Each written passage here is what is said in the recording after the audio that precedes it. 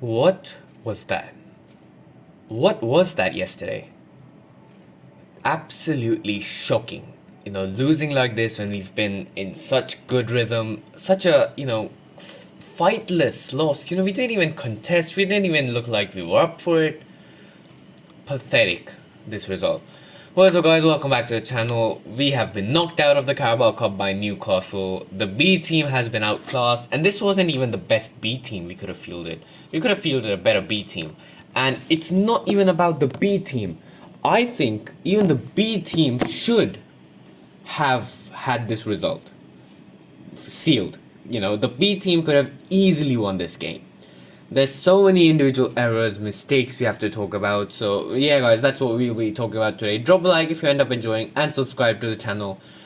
So the lineups is of course the first thing we have to discuss. It's a full rotation as always, 11 players changed, and since Sancho gets ill, of course we can't play someone who's played on the weekend because we don't do that. So we have to play Renato Vega in midfield and Dewsbury Hall as right wing. What is Dewsbury Hall going to do on the wing? I can't understand it. Can any of you understand it? Because I certainly can't. The attack was basic, João Felix and Kunku, Mudryk, but the midfield was Vega and Enzo. That is the worst midfield combination we can put in, taking all of the people of our squad. That is the worst midfield combo we could have chosen. Renato Vega, not a midfielder. Enzo, struggling. And we put both of them together in our midfield. Of course we're going to get run over. Of course goals and mistakes like that are going to happen, which happened.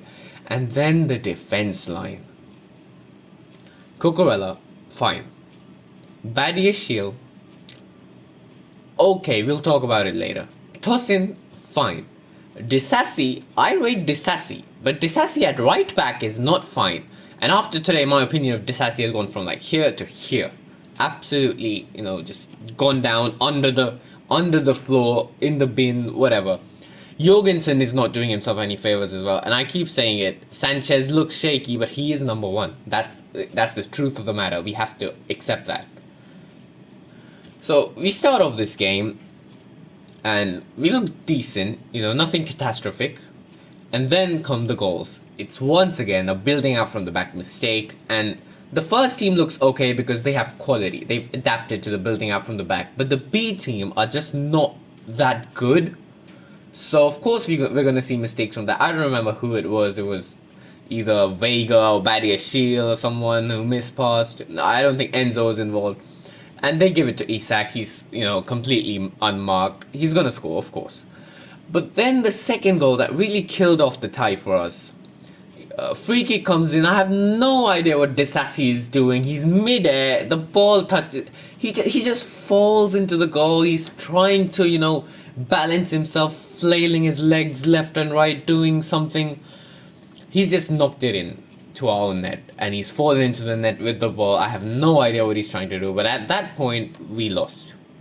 It was over, and we could see that Maresca made only one sub the whole game, which was Madueke, because I'm assuming Madueke was the only one he thought, we can give him 1.5 games a week.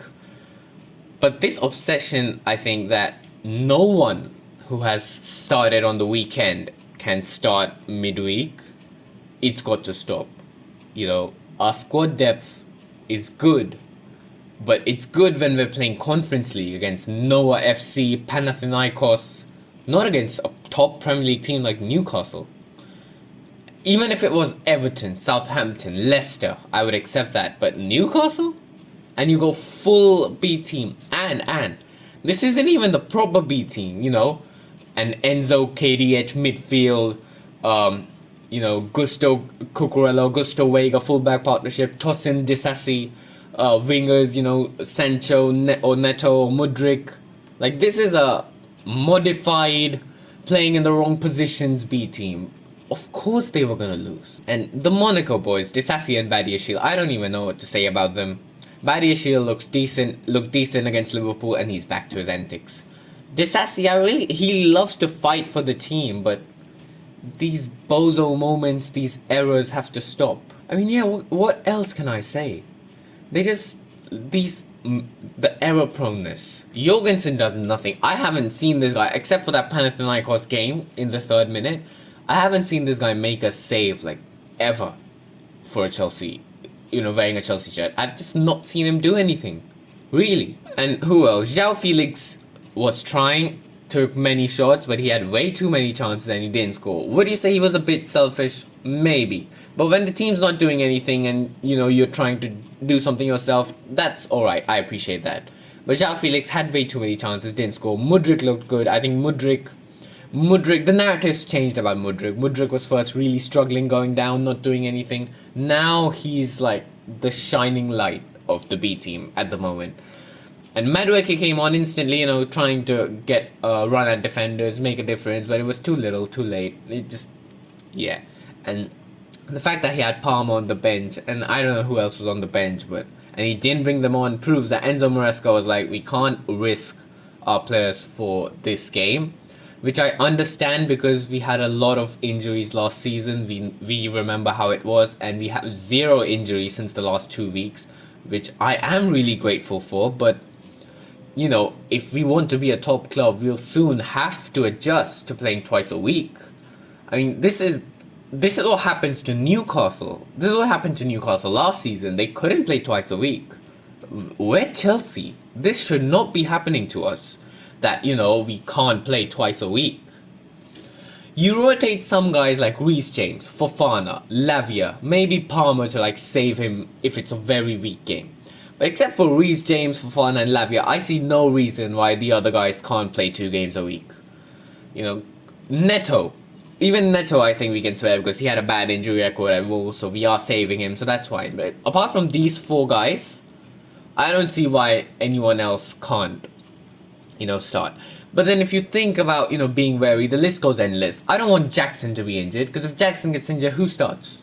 Nkunku? I don't think so. Not in the Prem. Does nothing. And to be honest, penalties have been saving a bit. Out of his 8 goals this season, half of them are pens. He's not doing much, especially against top tier opposition. Felix, I think, is doing better, but he's not getting the goals. That's the difference between Nkunku and Felix. Nkunku doesn't do much, but he gets the goals. Felix does get involved a lot, makes a lot of chances, but doesn't score. That's the difference. And KDH, I don't even know what this guy is, why he's here. He played on the right wing. To be honest, I don't expect anything of him on the right wing. Vega, he's great as a left back, but he can't play midfield. Enzo Fernandez, I have no idea what's up with him. He plays good for Argentina, not for Chelsea. Even the system is his style now, tiki-taka, passing, whatever. I don't even know what to say. This was shocking. And yeah, we can't win the Carabao Cup now. Last year we made the final. This year we couldn't even make the quarterfinal. And that's 1 trophy chance gone. And you got City losing. You had Aston Villa losing. A lot of big teams got knocked out yesterday, including us. If we would have won, it's just an easier chance of winning. If you assume what Newcastle are facing in the quarterfinal would have been our draw, we would have Brentford in the next round, in the quarterfinals. We could have easily made it to the semis of this competition, minimum. Well, Enzo Maresca's taken a bold decision. He's basically sacrificed the Carabao Cup to keep players fit and for the game on the weekend, as I had talked about in our preview that we have to think about that. But now we need a win on the weekend. And thank God what it's looking like recently is that Ruben Amorim is not going to be ready for the weekend. He's going to stay till 1 or 2 more weeks at Sporting. So we're going to face Ruud van Nistelrooy, who just beat Leicester 5-2. The game on the weekend better be a win to undo this. Well, not undo, but compensate for this. Because if we drop points on the weekend, we have nothing to, what do you say? Excuse this. We're excusing this right now, saying that, okay, we didn't give it enough priority because we're giving more priority to the league. We want to get back in top 4, back in the Champions League. But then if we can't do that, if we can't beat a struggling Man U in 14th place, then there's no logical, justifiable explanation for this. I mean, yeah, I guess that's all there is. Man of the match. I'm not giving a man of the match. No one deserves a man of the match. So yeah, I'll see you. We'll talk about the preview for the Man U game next video. Yeah, let's hope we win that. We're 5th right now. I really don't want to drop points. Don't want to break the momentum. Because if we win, then we'll definitely win in the Conference League in midweek. So that'll give us a slight bit of good momentum for Arsenal before the international break. This is a bummer, if I'm being honest, losing to Newcastle. We've now lost half of our last 4 games, which is concerning, but yeah, let's get back to winning ways, guys. So yeah, that's all for this video. Drop a like if you enjoy it and subscribe to the channel. Up the Chelsea. Hopefully we can beat Man United on the weekend. I'll see you for that one. Have a good day and goodbye.